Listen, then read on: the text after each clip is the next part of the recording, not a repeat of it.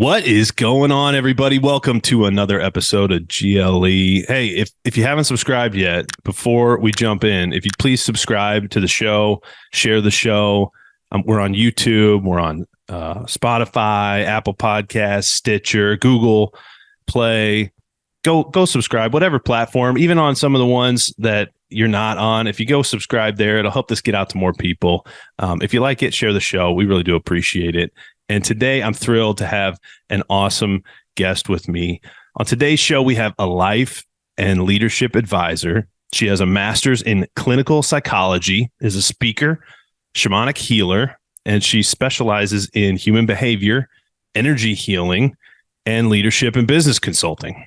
She's got a passion for health, leadership, and performance, and she really takes a unique approach looking at these through the lens of both science and spirituality, which is super interesting. You know, faith's one of the core values of GLE. So we're going to dive deep into that and really understand sort of how she views the spiritual side of faith. And, you know, I'm really excited for today's conversation with Carissa Johnsen. Carissa, welcome to GLE. Oh, what an intro. I like how you abbreviate GLE and you're representing with the hat right now. Like, yeah, it's so subtle, much right? love for Really subtle. I love it. Thank you so much for having me. It's an honor to be here. I'm looking forward to the conversation that unfolds.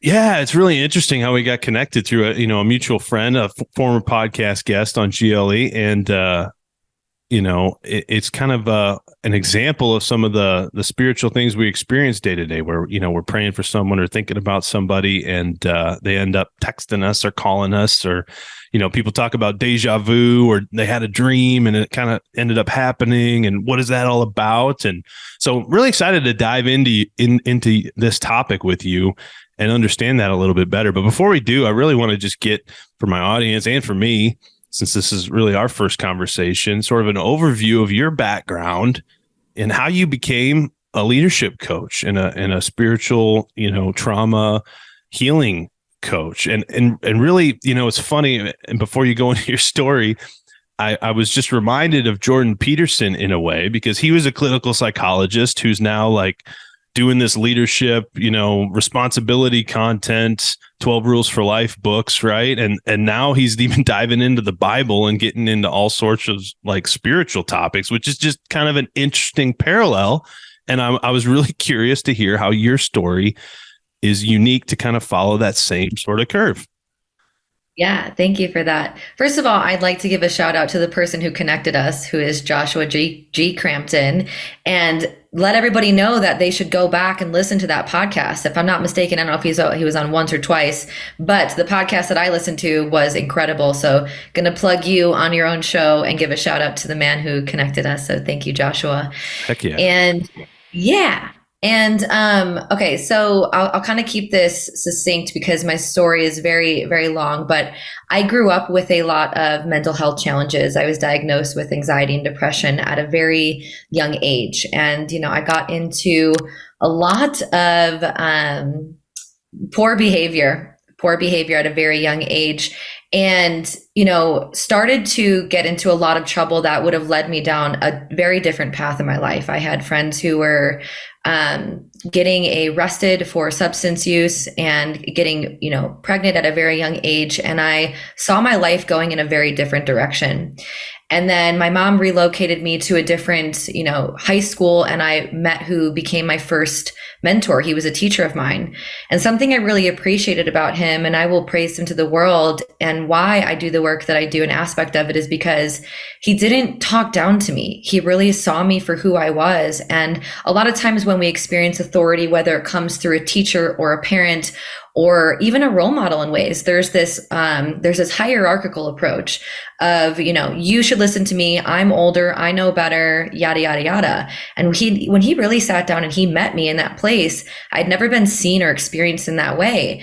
And he really believed in me. He really encouraged me to dream bigger and, stop holding myself back. And so I, applied to college. I ended up being a first generation college student and started becoming obsessed with naturally, how do I heal myself of anxiety? How do I, get rid of this, what felt like debilitating stigma that was really holding me back? And little by little, I started getting involved in clubs, starting holding different leadership positions.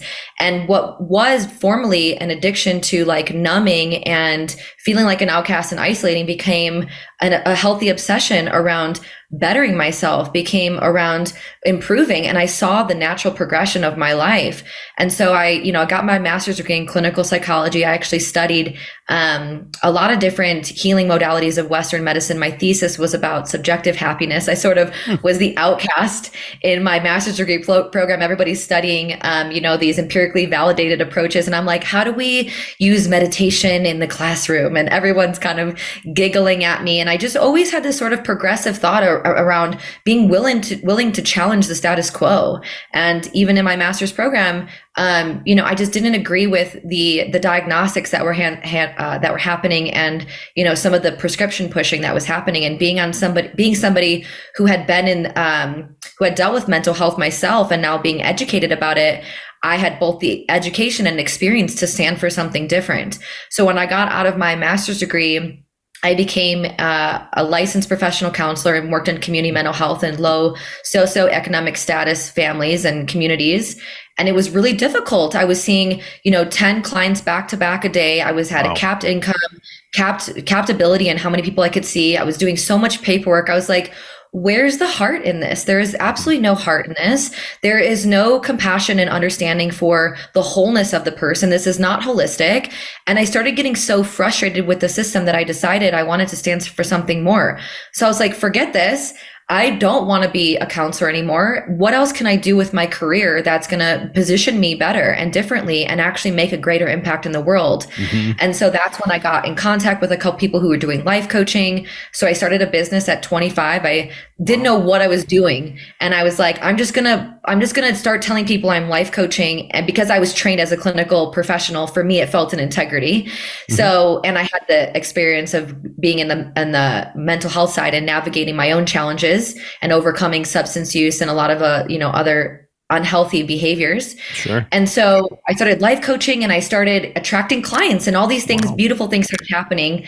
And then, I crashed and burned because I knew nothing about entrepreneurship. I thought I could just be a life coach and all these amazing things would happen. I didn't know that I had to be the copywriter, the salesperson, the marketer, the decision maker, the leader.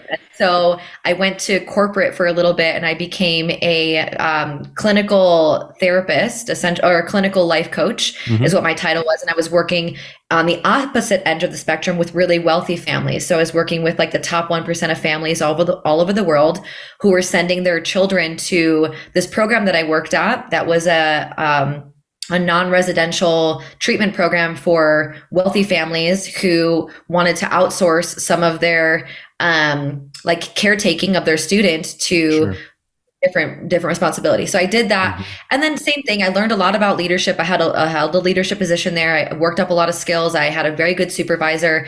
And then in 2018, we just realized I'm meant for entrepreneurship. I had built up more skills. And then I, was doing life coaching. I knew that I had really learned a lot about business. And so from a psychological perspective was helping women create online businesses using social media, using the psychology of sales, but doing it from a heart-centered place and also honoring the very important aspect of what I believe is fundamental to long-term legacy and sustainable success, which is balance and mental health. And while I don't believe in balance per se, I don't think our lives are ever going to be, I think the pursuit of it is very beautiful and very honorary of life and about how it's about more than just working. And so I've been in this business for 4.5, almost 5 years now. I've changed in different niches from life coaching, mindset coaching, business consulting. I've kind of played in all the fields to really land ultimately in what I feel like is my greatest expertise, which is leadership. And because of my background in clinical psychology, there's a psychological, like a psycho-spiritual component to supporting entrepreneurs and really leading themselves and leading others to their greatness and optimizing their human potential. So it's been many years in the making, but I really feel like I'm in my zone of genius and have a lot of different skills and abilities to help entrepreneurs because I know what it's like to go through all of that. So it's been a journey, but it feels really good to be in this moment. That sounds like an incredibly wild ride. You said a few things there that really resonated with me. One, challenging the status quo and, being willing to just take a chance and kind of redirect. Right. And my dad used to say something to me and it stayed with me. I can't tell you how many times I've quoted it. Before you help, you got to know what help is. And you reminded me of that when you were talking about your counselor days and you're spending all this time in a role that's supposed to be or is intended to be helping people. And you kind of had this realization that with all this time spent, it's really not, helping people in the way that they really need to be helped. And so, that's something I think is super important. And, one of the reasons that, I really resonate with that is with the whole GLE mission, right? Is that people, you, me, everyday people can help and have a huge impact on the world and lives all around them every day. And so, I love that you saw that in your daily life and were willing, even at such a young age, to just redirect. Like, I'm really impressed by that. Thank you for saying that. Yeah. I want to say something too that you mentioned that I think is really important. It's like everyone is a leader in their own right. Right. I feel like that's the essence of GLE. It's like go lead. Everybody's sort of a leader in their own life. And when you realize that you can be of help and service to anyone, you don't need to be in a hierarchical position to have an influence on the world. We all have something to say and something that really matters. So thank you for bringing awareness to that. 100%. And for those that get confused about go lead everything, it doesn't mean be a yes man like Jim Carrey on the movie. That's not the mission of the podcast. You'd be surprised how many people think that that's what GLE is all about, and it's not. It's about exactly what Carissa just said. If y'all aren't following Carissa, go check her out. Carissa Johnsen, JOHNSEN.com, and make sure she's got a podcast that's launching here shortly. Transcendent Leadership Podcast. Go give that a follow and check out her stuff too. I'm really excited to chat with you about faith and, how it is a component of leadership, because one of the core values of GLE is faith, and not many other core values that I see, especially those related to leadership, have to do with faith. So I was really excited to speak with you because you also have, that spiritual faith, transcendent leadership focus. So what is faith-based, spiritual, transcendent leadership to you? And let's dive into this topic.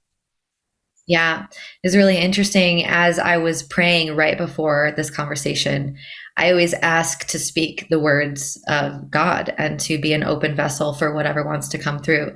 And I was thinking, if he asks me how I would define leadership, what would I say?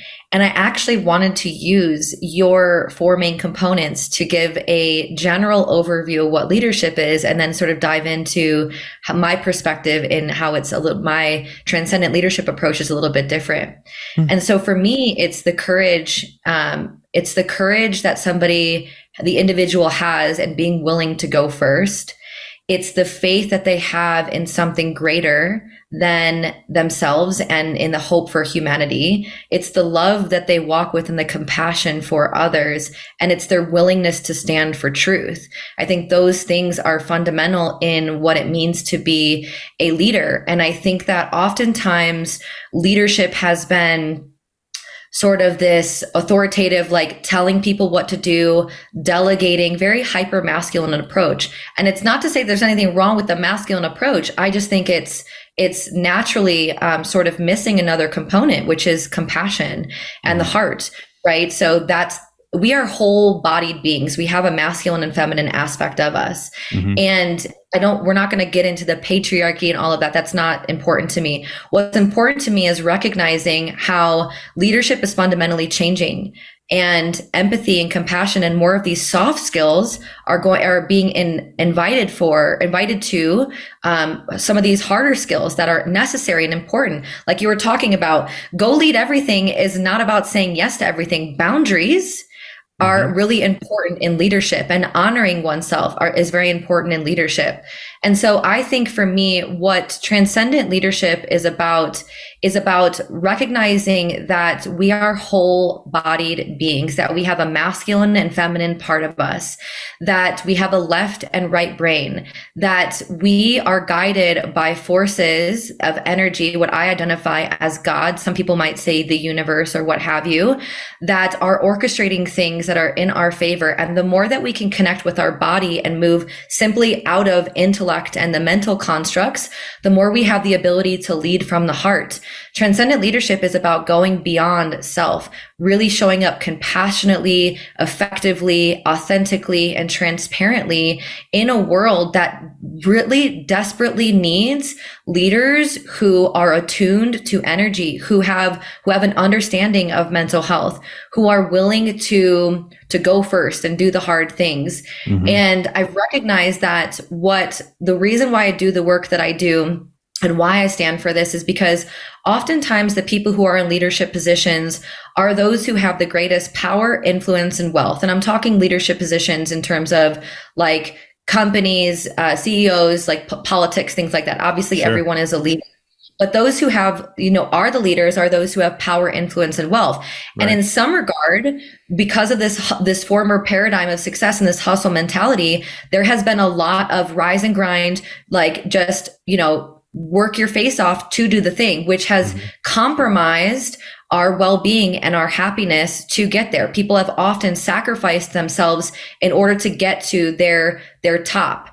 Right. And so if people are sacrificing an aspect of themselves and they get to there, they're often experiencing and moving from trauma. Mm-hmm. And that's what happens. A lot of people who are in these hierarchical positions are moving from trauma. And so they're seeing the world through a very specific lens, sort of missing the multi perspective or the meta perspective or the meta approach around looking at the world through a holistic lens, looking at the operating system versus just the parts. So, for me, I want to go back to the faith, the love, the truth, and the courage that really matter. I think this should just be overall leadership instead of just identifying it as spiritual leadership. Mm-hmm. But we as a society are very spiritually malnourished is what I'll say. And I think the most effective leadership that's going to take place in this sort of new paradigm of success, of happiness, of leadership is going to be those who have faith in something greater and who have hope for humanity and are willing to do things differently and not just operate off of these old archaic ways of being. We have to be open to new ways of thinking about things, to new approaches. That's not to say that success doesn't leave clues and we're not still going to take aspects of this, but if we want to get somewhere else, we have to be willing to do things differently. I love that, Carissa. And just to emphasize the spiritual part, I mean, we are spirit beings. We are body and spirit. I think so many people just leave that out and we're all focused on how do we make our bodies healthy or, what's going on with our physical bodies. But we also are spirit beings. And that is something that not many people really understand well, including me.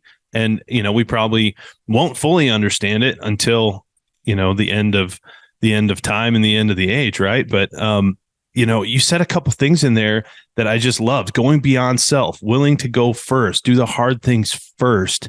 And this is that example leadership that, instead of sitting up top and pointing, telling people what to do, we're stepping into it, showing people the way. And this is something I've learned the hard way, Carissa, that people are really kind of, I'll say, monkey see, monkey do. I don't believe we used to be monkeys, by the way, but, we do what we see done. And I've learned this through seeing my 2-year-old daughter quickly repeat things that I do, some good, some not so good.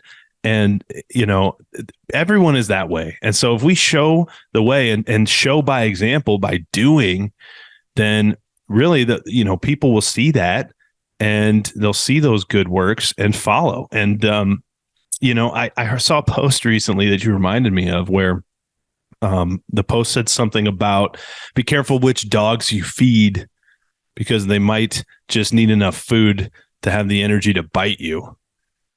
And I'm curious your thoughts on this because I've toyed in my mind that some of the best leaders aren't afraid to get bit.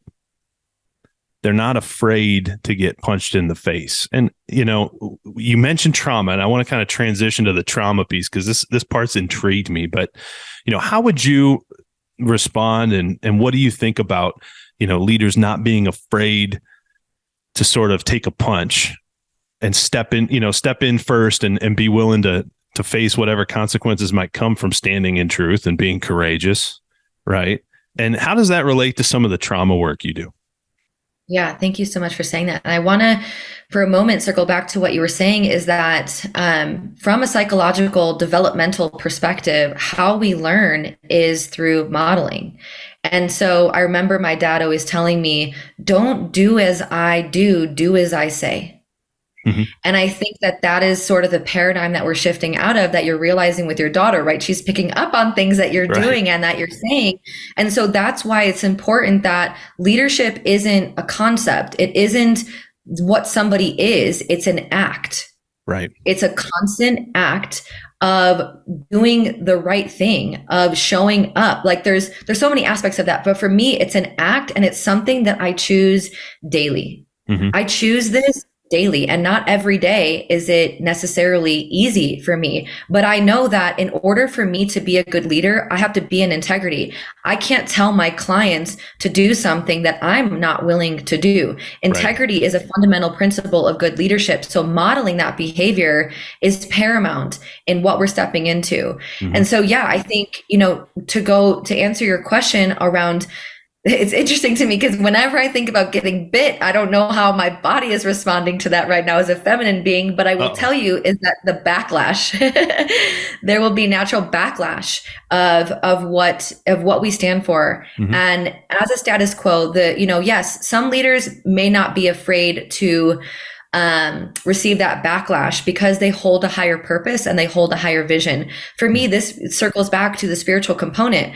I feel the presence of God around me when I'm making these decisions, when I'm working with clients, when I feel and experience that. When God is next to me, who can be against me? When God is behind me, who can be against me? So when I experience somebody who has backlash against something that I'm saying, I sort of look at this person, and this has actually helped me transmute it a lot.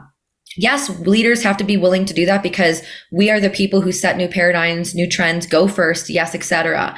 And there is a natural sort of disagreement and dissonance that's going to happen with that. Mm-hmm. But at the same time, when I see someone who is fighting against me and who wants to bite me, what I look at is I see a child. Mm-hmm.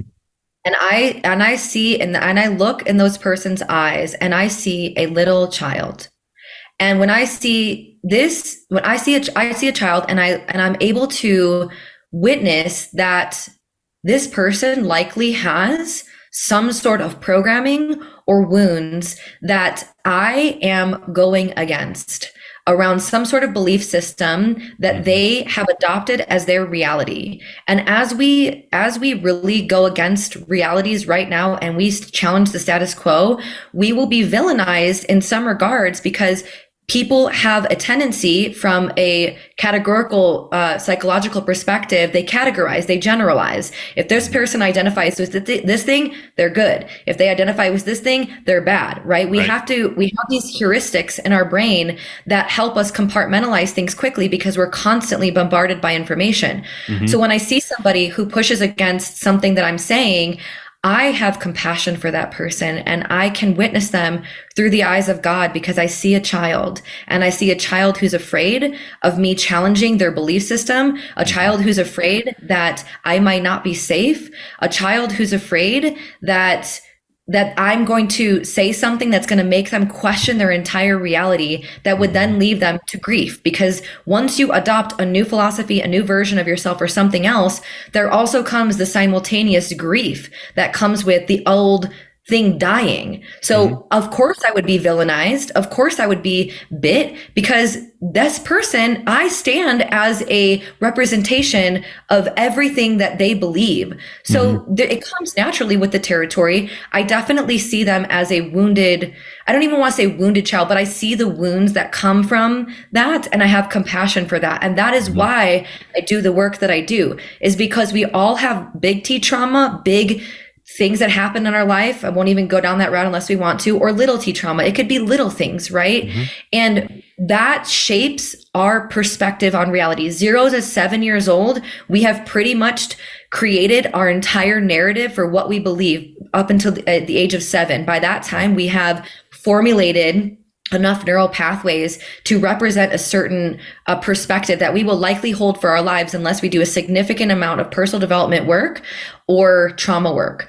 And so, yeah, it's the reason why I do what I do, is because we all have these conflicting realities that are in some regards creating more separation within each other and from each other, that I think is ultimately what is getting us further away from the evolution, the greatness, and the human potential, because we're driving away from each other because of our trauma, etc. So I mean, we could dive more into the trauma, but just to scratch the surface, it's incredibly important in the ways that we show up in the world, because it's at the foundation of what we believe and how we see ourselves and how we behave with each other. You just covered so much there. And you reminded me of, you're talking about your entrepreneurship journey. I bet you probably had to go through in your entrepreneurship journey, certain mini deaths of parts of old you, I guess I'll say, as most entrepreneurs do.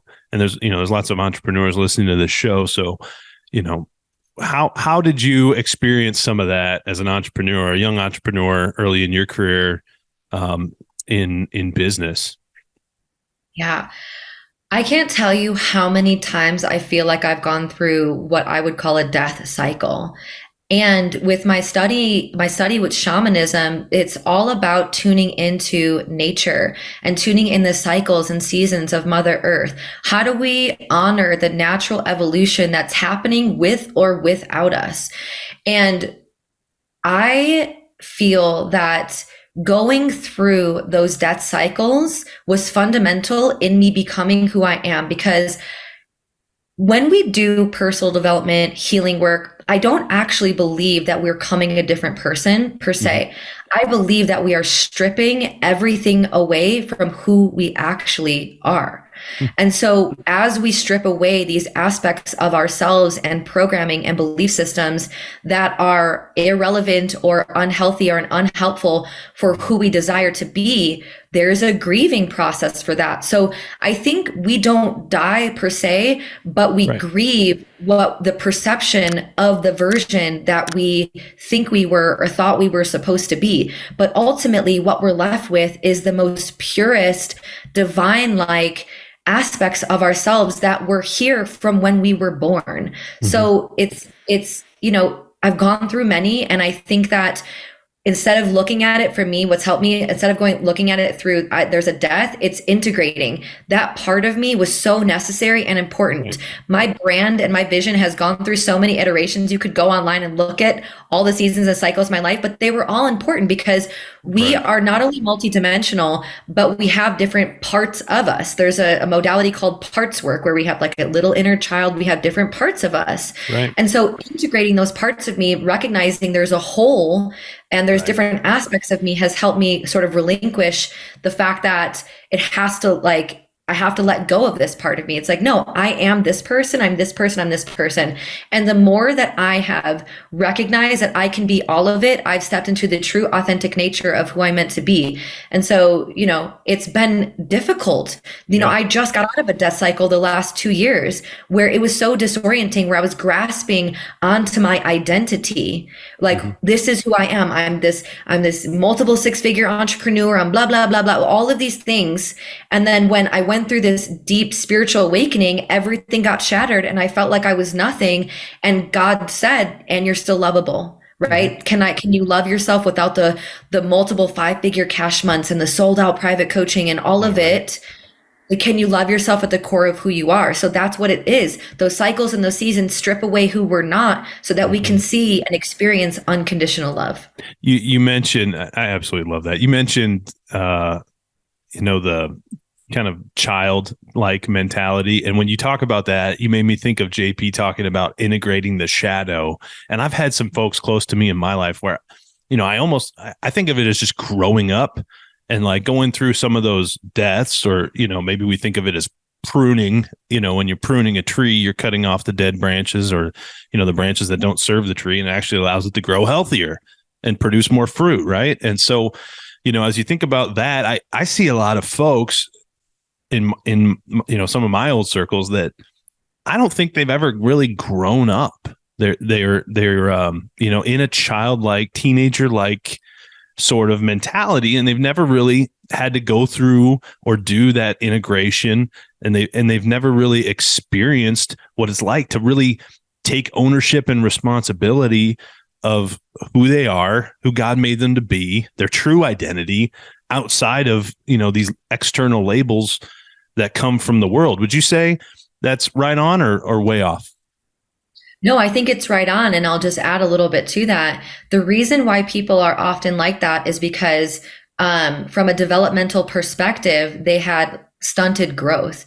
We have certain needs, developmental needs, that in order to grow into the adult version of ourselves, whether it be consciously, psychologically, mentally, emotionally, there are certain needs that need to be met. And so if that individual as an adult, when they were younger, weren't given the need of safety, and their parent wasn't there for them when they needed them, and when they were crying as a child, they were stunted in their growth emotionally. So it becomes difficult for them to actually function in the world and sort of grow up, because they're caught in that developmental stage. That's why trauma work is so important. So there's the part of me that's like, come on, dude, like, get it together, grow up. And then there's the other trauma informed part of me that's like, there's a child in there who didn't have their needs met and who is afraid of life.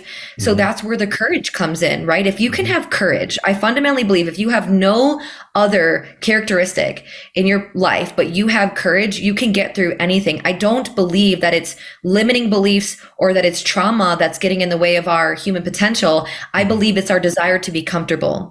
And leaders and like humans that are making a difference in this world or that are healing don't just get out of their comfort zone. They fundamentally stay there. And if you can stay, like, allowing yourself to feel the feelings of what it is like to be uncomfortable, you will experience the greatness that's on the other side. Uncomfortability is a sensation in the body. Like, my biggest fear was that I was going to lose everything and go live on my dad's couch. And there was a moment where everything was crumbling for me, and I literally created a situation that was like that. And I was on what I experienced as my greatest fear, sleeping on my dad's couch, didn't have cash really coming in because I was rebuilding my business.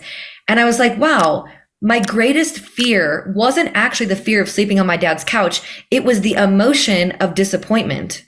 It was the sensation of that. So oftentimes people who are stunted in their growth, developmentally, is because they've had sort of trauma, because maybe a need wasn't met or something wasn't there. So if they can cultivate courage, if they can just do it scared anyway and feel the fear, then you can get past anything. Sure. So I think you're spot on with that. Yeah. You are right on. The uncomfortability piece, I don't know if I'm right on this or not, but faith and fear are two interesting concepts to me, because to me, fear is just faith in something that's false, or, it's a lack of true faith in what's true. Right. And so to me, if like you're fearful of being uncomfortable, then it's almost just a lack of faith, or, you're really living in a fear mindset of, what these external forces are going to think, or, oh no, I'm not going to have food if I don't have money, or, and the Bible, I'm a Christian, but the Bible talks about this, right? Like, he works all things for the good of those who love and trust in him. And, I feed the birds. How much more will I take care of you, my children, and provide for you and make sure your needs are met. So, when we're really living in faith, knowing that God has put us right where we need to be to get where we need to go. And the two stories that really blow me away in the Bible related to this, there's more out there, but Joseph and how, he had a dream, speaking of spiritual moments, as a young boy, that all of his family was bowing down to him, and his brothers didn't like it. And he's probably dumb for telling him that at a young age, but he told all his brothers, and they hated him for it. And they sold him off into slavery. They wanted to kill him, but the oldest brother stepped up and, didn't end up killing him. They sold him off, convinced him to sell him into slavery.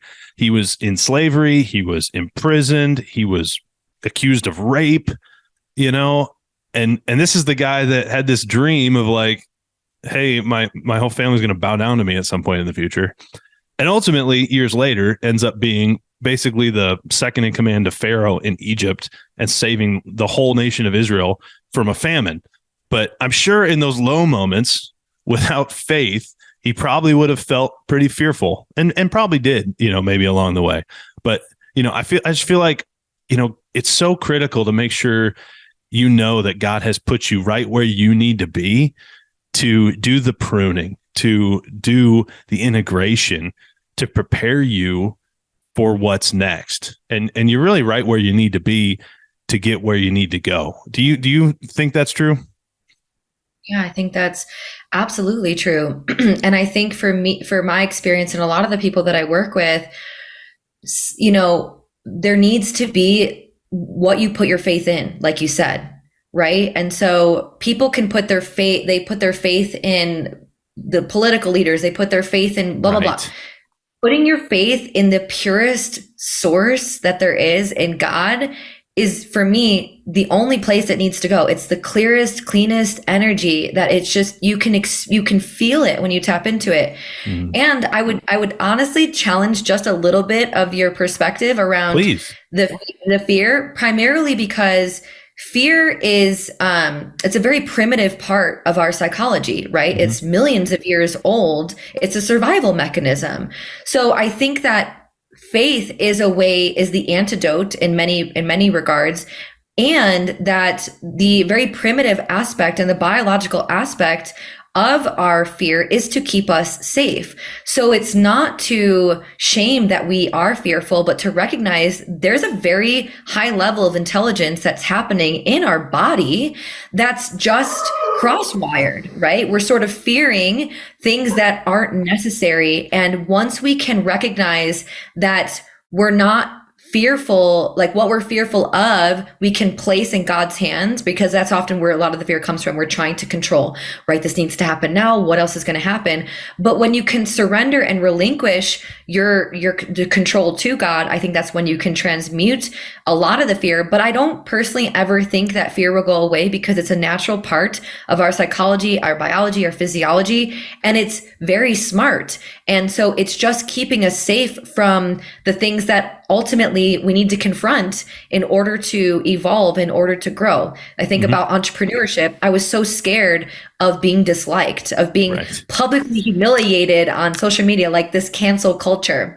Right. Mm-hmm. So instead of being like, no, I should just have faith, what I did was just recognize, wow, I really love that my body wants to keep me safe. Thank you so much, God, for creating a vessel that wants to protect me. It's that I'm grateful. And I also am placing my faith here. So I think it's more of an and conversation that people recognize fear is never going to go away. I walk with it every day. But I walk with more faith, and that's how I lead. And that's how I get to where I want to go, because I don't have control over everything. And once you can relinquish a little bit of that control, which sometimes takes trauma work because we feel very unsafe in life, especially from our caregivers, if they weren't there, it's what happens in our body. So, I think it takes work to sort of move to that place and that sense of safety, and to experience faith, I think often gives people the opportunity to lean on it more. I love that. Love that. I'm going to take a 180 here. Sorry for Moose, the camera dog, barking. He likes to bark at people outside. He stepped away from the camera for a minute. You mentioned Earth cycles, and this is something that intrigued me, because I just learned, and you probably know all this and are an expert in it. I'm a total noob, but I just learned that there's actually supposed to be 13 months. And they're all supposed to be 28 days. And so there's not supposed to be like these odd even months and 12 in the calendar we follow. Are you aware of this? Do you know anything about this? I know a decent amount about astrology. I'm not a ton well versed in that. I did actually not know that. Really? Where did you source that information? Oh, I don't know. It's probably on a reel. The most Like quality, a TikTok? most quality news. So I'm not on TikTok, but I get other reels. But yeah, I don't know. It made a lot of sense to me though, because it was like, okay, every month's 28 days. There's 13 months. It follows the constellations or whatever in the stars. It just seemed to be way more like makes sense than one's 31, one's 30, one's 29, but every fourth year it's 28 or whatever. Like that's never made sense to me. Really complicated. Yeah, right. It's like, who made this up? It's bizarro.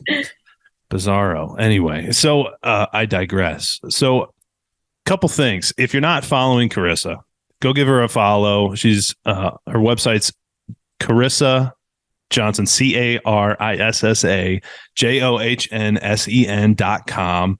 Make sure you check out the Transcendent Leadership podcast. When's that coming out, Carissa?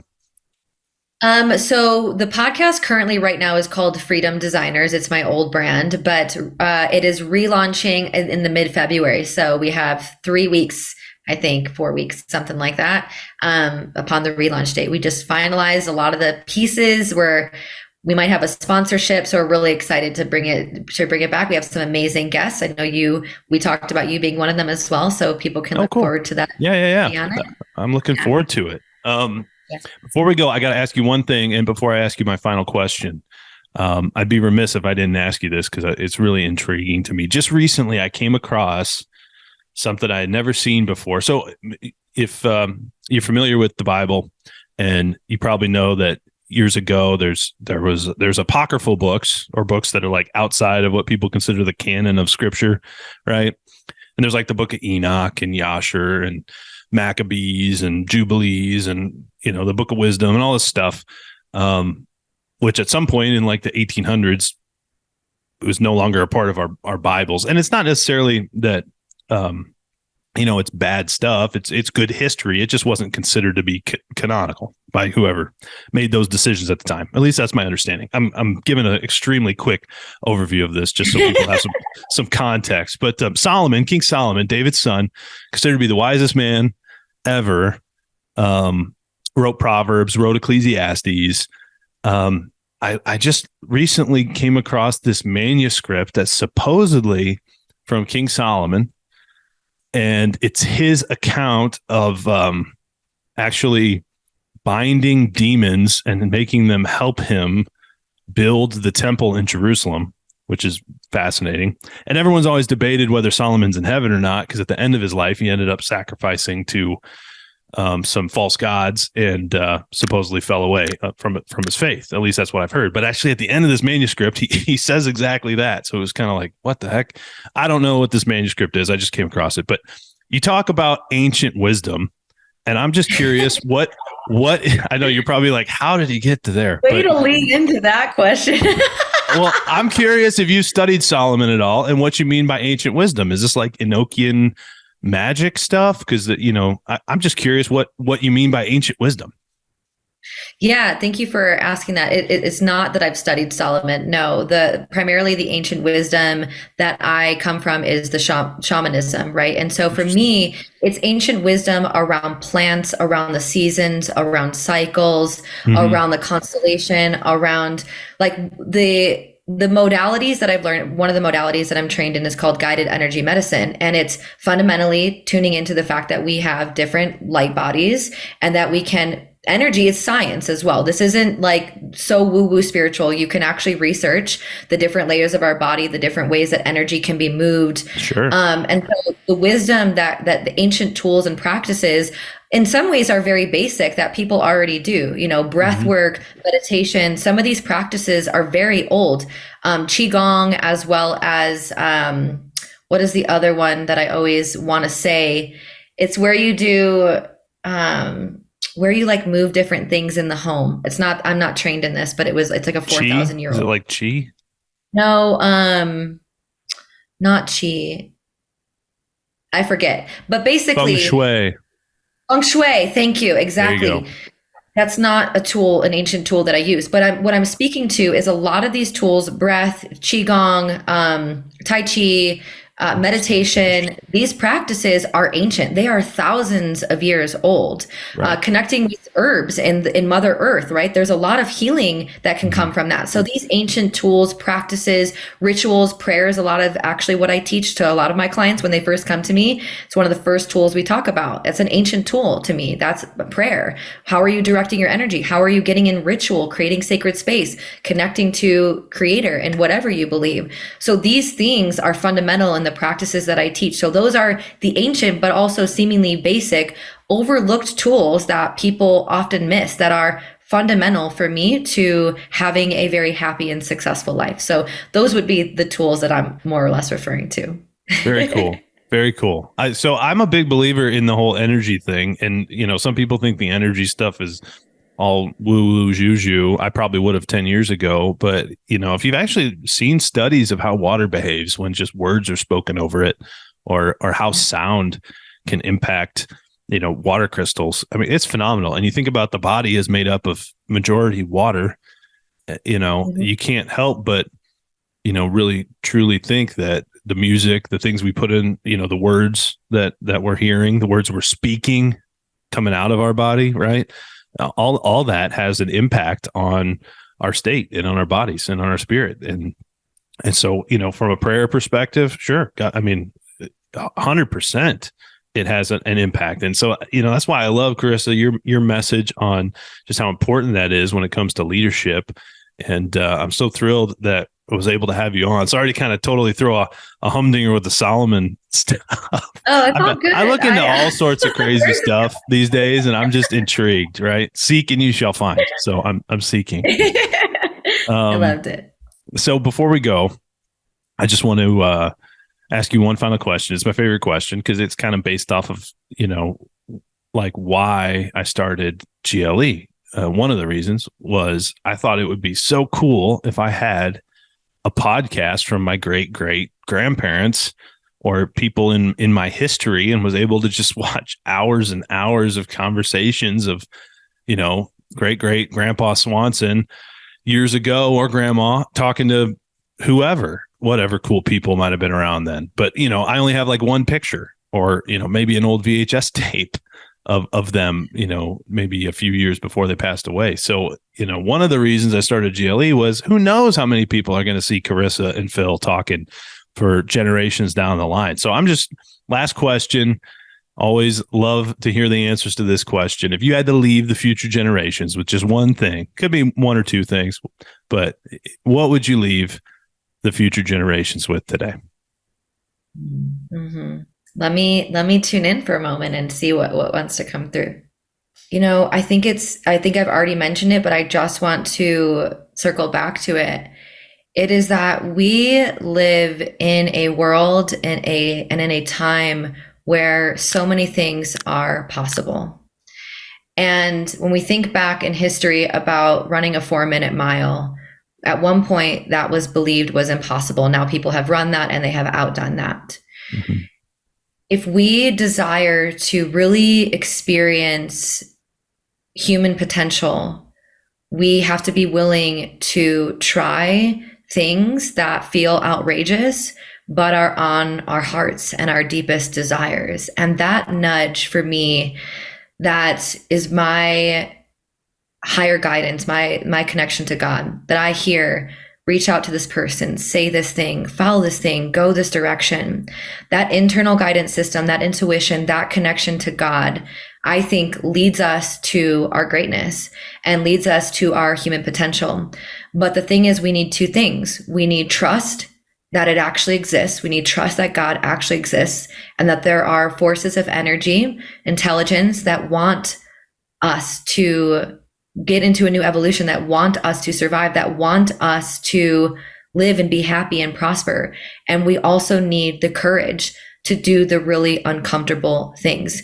So fundamentally, it's having trust in a higher power and having courage to do the things that people say are impossible, because it's only the people who think that that other people think that they're crazy are actually the ones who change the world. And I'm really excited to see how many people in this next generation and in ours who really move forward and really challenge the status quo so that we can actually see what our human potential is. So, I don't want to say push the limits, but like challenge yourself and really listen to that intuition, that source of God and that source of greatness, because in my experience and in the hundreds, thousands of people that I have coached thus far, it will lead you to an incredible and miraculous life.